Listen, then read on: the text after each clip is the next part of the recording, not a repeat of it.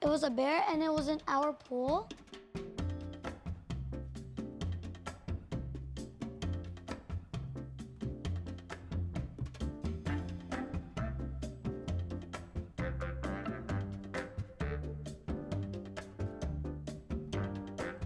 It's unreal. I mean, it was just a little scary. It was actually like the length of my dad.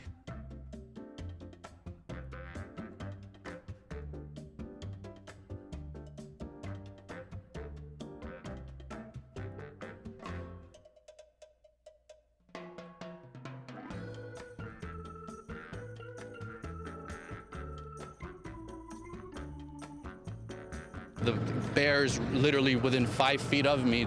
It looked like something out of Universal Studios.